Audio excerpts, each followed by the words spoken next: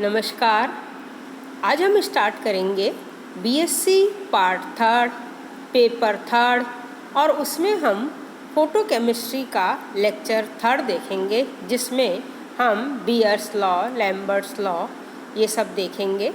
उससे पहले हमने कल लैम्बर्ट्स लॉ देखा था और उसमें हमने ये देखा था कि जब मोनोक्रोमेटिक लाइट किसी होमोजीनियस सब्सटेंस पर से निकलती है तो वो सब्सटेंस उस लाइट की तीव्रता को अवशोषित करती है और अवशोषी माध्यम में प्रकाश पथ की लंबाई के साथ प्रकाश की तीव्रता में कमी की जो दर है वो आपतित किरण की तीव्रता के समानुपाती होती है। बीयर्स ने उस लैम्बर्ट के नियम को थोड़ा आगे बढ़ाया, क्योंकि लैम्बर्ट ने अपने नियम में ये कहा कि प्रकाश का अवशोषण परत की मोटाई पर निर्भर करता है, लेकिन मात्रात्मक विश्लेषण में हम विलयन लेते हैं। तो यदि अवशोषक माध्यम एक तनु विलयन के रूप में हो, यानी जो होमोजीनियस हो, है ना, तो आपतित और पारगम्यित प्रकाश की तीव्रताओं में क्या संबंध होगा, अर्थात यौगिक की सांद्रता का प्रकाश के अवशोषण पर पड़ने वाले प्रभाव का अध्ययन इस बीयर ने किया। और बीयर के अनुसार जब कोई समानांतर एक वर्णी प्रकाश की किरण पुंज किसी तनु विलयन यानी समांगी माध्यम में प्रवेश करती है तो अवशोषणांक या विलोपन गुणांक विलयन की सांद्रता के समानुपाती होता है, यानी A is directly proportional to C, और A जैसा कि हमने लैम्बर्ट लॉ में देखा था कि A is equal to log I0 upon IT which is equal to K dash C। यहाँ K समानुपाती स्थिरांक है जो विकिरण के तरंगदैर्ध्य, प्रकृति और विलयन की परत की मोटाई पर निर्भर करता है, और C उस विलयन की सांद्रता है। फिर साइंटिस्ट बीयर और लैम्बर्ट ने संयुक्त रूप से अपने नियम दिया। इसे कभी कभी हम बीयर का नियम भी कहते हैं। तो इसको हम कहते हैं बीयर्स लैम्बर्ट लॉ, यानी दोनों साइंटिस्ट ने मिलके दिया। और इनके अनुसार आपतित प्रकाश का अवशोषित भाग प्रकाश द्वारा तय किए गए पथ में उपस्थित अणुओं की संख्या के समानुपाती होती है। यदि अवशोषक पदार्थ विलयन है तो प्रकाश के पथ में अणुओं की संख्या तथा पथ की मोटाई के समानुपाती होती है। अणुओं की संख्या हम लेते हैं ग्राम मोल पर लीटर में और मोटाई हम सेंटीमीटर में लेते हैं। तो इसलिए A is directly proportional to C into X, या हम ये लिखेंगे A is equal to epsilon CX। और हम जानते हैं कि A is equal to log I0 upon IT है which is equal to epsilon CX। यहाँ ये एप्सिलॉन जो है ये एक स्थिरांक है जिसे आणविक या मोलर विलोपन गुणांक या जिसे मोलर एक्सटिंक्शन कोफिशिएंट या ग्राम अणुक अवशोषण क्षमता या जिसे मोलर एब्जॉर्प्टिविटी या मोलर एब्जॉर्बेंसी कहते हैं। यदि C is equal to 1 gram अणु पर लीटर और X is equal to 1 centimetre हो तो A is equal to epsilon हो जाएगा, यानी log I0 upon IT is equal to epsilon हो जाएगा। तो ऐसी स्थिति में एप्सिलॉन का मान अवशोषणांक या विलोपन गुणांक के समान होता है। अब हम देखते हैं पारगम्यता।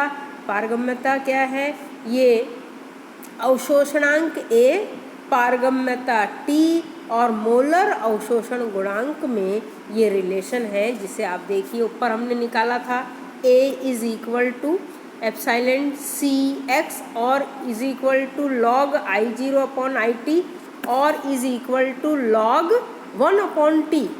क्यों लिखा हमने, क्योंकि T is equal to IT upon I0 होता है, तो इसलिए log I0 अपॉन IT क्या हो गया, 1 upon T, log 1 upon T, और which is equal to minus log T, तो T is equal to minus epsilon C X, ये इनका रिलेशन है। तो आपको ऐसी स्थिति में इन रिलेशन का भी ध्यान रखना होगा। और अब हम देखते हैं लिमिटेशन ऑफ बियर्स-लैम्बर्ट लॉ। ठीक है, इसकी लिमिटेशंस हम देखेंगे। सबसे पहले जो हम इसकी लिमिटेशन देखेंगे वो ये है कि प्रकाश जो है वो एक वर्णी विकिरण की समानांतर किरण पुंज का उपयोग करना चाहिए, यानी मोनोक्रोमेटिक लाइट जो है उसको ही हमें यूज़ करना होगा। दूसरी लिमिटेशन है यह नियम केवल तनु विलयन के लिए ही लागू होता है, अतः विलयन की सांद्रता अधिक नहीं होनी चाहिए। तीसरा है कि विलयन की तनुता के साथ अवशोषक अणुओं की प्रकृति में परिवर्तन नहीं होना चाहिए, यानी तनुता बढ़ाने पर ऐसा नहीं हो कि तनुता बढ़ाने पर अवशोषण करने वाले स्पीसीज की प्रकृति में परिवर्तन, जल अपघटन, आयनन, संगुणन, हाइड्रोजन बंध, विलायक संगुणन, विलय की प्रतिदीप्ति, विलायक की अपारगम्यता आदि हो जाए। ठीक है, चौथा इसकी सीमा है कि विलय का स्कंदन या जिसे कोगुलेशन कहते हैं नहीं होना चाहिए। पांचवा है एप्सिलॉन का मान ताप पर भी निर्भर करता है, यानी टेम्परेचर पर डिपेंड है, अतः इस through out process temperature constant रहना चाहिए। छठा है विलय के संगुणित या वियोजित होने पर भी नियम में से ये विचलन दर्शाता है कि ना तो इसमें एसोसिएशन होना चाहिए और ना ही इसमें डिसोसिएशन होना चाहिए। अब हम देखते हैं लॉज ऑफ फोटोकेमिस्ट्री, यानी प्रकाश रसायन के नियम। और प्रकाश रसायन के दो मूलभूत नियम हैं। पहला नियम है ग्रोथस ड्रॉपर नियम और दूसरा नियम है स्टोर्क आइंस्टीन लॉ, या जिसे हम लॉ ऑफ फोटोकेमिकल इक्विवेलेंस कहते हैं। तो पहला हम देखते हैं ग्रोथस ड्रॉपर नियम। ठीक है, तो ये जो नियम है ये प्रकाश रसायन का मूलभूत नियम है, जिसे सर्वप्रथम ग्रोथस ने दिया और फिर बाद में ड्रॉपर ने प्रकाश रासायनिक अभिक्रियाओं के गुणात्मक और मात्रात्मक अध्ययन के आधार पर इसे प्रतिपादित किया। तो इनके अनुसार, यानी ग्रोथस और ड्रॉपर, उन दोनों के अनुसार जब प्रकाश विकिरण पदार्थ पर गिरता है तब आपतित विकिरण का वह भाग जो अवशोषित करता है रासायनिक परिवर्तन करता है, न कि विकिरण का परावर्तित और पारगम्य भाग। तो इस नियम के अनुसार जब किसी पदार्थ पर प्रकाश विकिरण आपतित होती है तो प्रकाश का केवल वही भाग रासायनिक परिवर्तन के प्रभावी होता है जो अवशोषित होता है, शेष भाग परावर्तित तथा पारगमित हो जाता है। तो इसका मतलब ये हुआ कि निकाय या अणु विकिरण के फोटोन के अवशोषण से ऊर्जा प्राप्त करते हैं।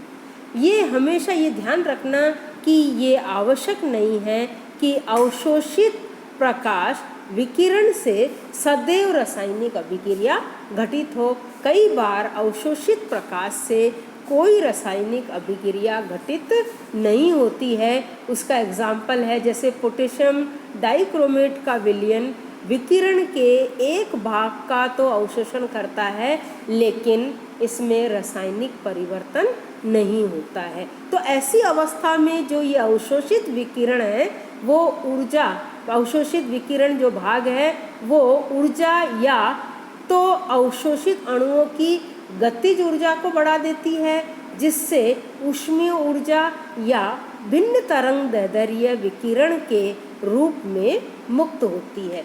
कई प्रयोगों में ये प्रतिदीप्ति या जिसे फ्लोरेसेंस या स्फुरदीप्ति या फास्फोरेंस के रूप में मुक्त होती है। अतः यह एक गुणात्मक नियम है और अवशोषित होने वाले प्रकाश की मात्रा और अभिक्रिया करने वाले अणुओं की संख्या में कोई मात्रात्मक संबंध ये नियम नहीं बताता है। तो इसलिए इसकी लिमिटेशन देखते हैं। देखिए, पहली लिमिटेशन है कि ये एक गुणात्मक नियम है, ना तो इससे इस बात की जानकारी मिल सकती है कि तंत्र द्वारा कितने विकिरण का अवशोषण हुआ, और ना ही हमें ये जानकारी मिल सकती है कि जितने अणुओं का विकिरण हुआ उनमें से कितने अणुओं का उत्तेजन हुआ। और दूसरी लिमिटेशन ये है कि यह नियम केवल प्राथमिक प्रकाश रसायन पर ही प्राथमिक प्रकाश रासायनिक प्रक्रमों पर ही लागू होता है, लेकिन द्वितीयक प्रकाश प्रक्रमों पर यह आंशिक रूप से या पूर्णतः असफल रहा है।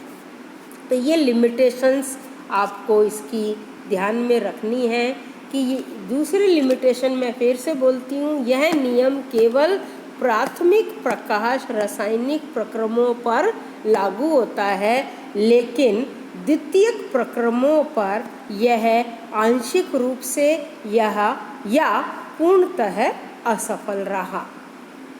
अब हम स्टार्ट करते हैं स्टॉक आइंस्टीन लॉ या लॉ ऑफ फोटोकेमिकल इक्विवेलेंस, यानी प्रकाश रासायनिक तुल्यता का स्टॉक आइंस्टीन नियम। ये हम देखते हैं। इस नियम के यानी ये क्या है कि साइंटिस्ट स्टार्क और आइंस्टीन ने प्रकाश रासायनिक अभिक्रियाओं का मात्रात्मक अध्ययन किया और प्रकाश रसायन का दूसरा नियम क्वांटम सिद्धांत के आधार पर दिया। इसे प्रकाश रासायनिक तुल्यता का नियम या स्टॉक आइंस्टीन नियम भी कहते हैं। इसके अनुसार क्रियाकारी पदार्थ का प्रत्येक अणु जो प्रकाश रासायनिक क्रिया में भाग लेता है, एक फोटोन या प्रकाश का एक क्वांटम अवशोषित कर सक्रियत होता है। अर्थात एक अणु एक फोटोन या एक क्वांटम अवशोषित कर सक्रियत होता है। तो एक फोटोन का अर्थ है h न्यू के बराबर ऊर्जा, जहाँ h प्लांक स्थिरांक है और न्यू अवशोषित विकिरण की आवृत्ति है। अर्थ है पदार्थ द्वारा पर मोल अवशोषित ऊर्जा हुई E is equal to NH nu, या हम ये जानते हैं, वैसे आगे भी ये यूज़ होगा कि nu is equal to C upon lambda and we can write as E is equal to NHC upon lambda. यहाँ N क्या है? अवोगाद्रो संख्या है, और E ये ऊर्जा की वह मात्रा है जो पदार्थ के एक मोल द्वारा अवशोषित होती है, एक आइंस्टीन कहलाती है। तो अब यहाँ पर हम ये N H न्यू यानी न्यू में C की हम वैल्यू रख देते हैं। हम ये जानते हैं कि अवोगाद्रो संख्या H is equal to 6.023 into 10⁻23 होती है, और प्लैंक स्थिरांक अर्ग पर सेकंड में होता है 6.625 इंटू 10⁻⁻27 और सी ये जो है इसकी वैल्यू होती है 3 इंटू 10⁻10 सेंटीमीटर पर सेकंड। तो ये वैल्यू हम यहाँ पर पुट कर देते हैं इस वाले रिलेशन में, ये वाला जो रिलेशन हमने निकाला इसमें ये वैल्यूज पुट कर देते हैं। तो देखिए ये हो गया है ना 6.023 इंटू 10⁻23, एन का मान हो गया, एच का मान हो गया 6.625 इंटू 10⁻⁻27 और इंटू सी का मान हो गया 3 इंटू 10⁻10 डिवाइडेड बाय लैम्डा, और इसको सॉल्व करेंगे तो ये आ गया 2.859 अपॉन लैम्डा। और अगर इसको किलो, ये तो कैलोरी में आया, किलो कैलोरी में ये आ गया इंटू 10⁵ किलो कैलोरी पर मोल, और E is equal to 1.96 into 10⁸ joule per mole. तो यहाँ पर हम ये कह सकते हैं कि प्रकाश के कम तरंग दैर्ध्य पर ऊर्जा अधिक है, यानी हम ये कह सकते हैं कि जो ऊर्जा है वो तरंग दैर्ध्य के इन्वर्सली प्रोपोर्शनल है। एक अणु एक फोटोन का अवशोषण कर सक्रियत होता है तो प्रत्येक सक्रियत अणु क्रिया कर उत्पाद दे, यह आवश्यक नहीं है। तो प्रकाश रासायनिक तुल्यता नियम को हम क्वांटम सक्रियण सिद्धांत भी कहते हैं, यानी प्रिंसिपल ऑफ क्वांटम एक्टिवेशन कहते हैं। इस नियम की वैधता दो कारणों से है। देखो पहला कारण है कि एक फोटोन से उत्तेजित हुए अणु की उत्तेजित अवस्था में आयु इतनी कम होती है कि उसे दूसरा फोटोन अवशोषित करने का मौका ही नहीं मिल सकता है, अतः एक अणु एक फोटोन ही अवशोषित करता है। और इसकी जो वैधता का जो दूसरा है इसका कारण, और वो ये है कि इन प्रक्रमों में प्रयुक्त प्रकाश की तीव्रता इतनी कम होती है कि दूसरे फोटोन को अवशोषित करने की संभावना ही नहीं रहती। हाँ, यदि उच्च ऊर्जा वाले लेसर किरणों का उपयोग किया जाए तो बहु फोटोजेनिक प्रक्रमों की संभावना बन जाती है। तो इस तरह से आपको ये हमने लॉज ऑफ फोटोकेमिस्ट्री हमने बताए, जिसे आप घर जाके अच्छे से समझना। Thank you.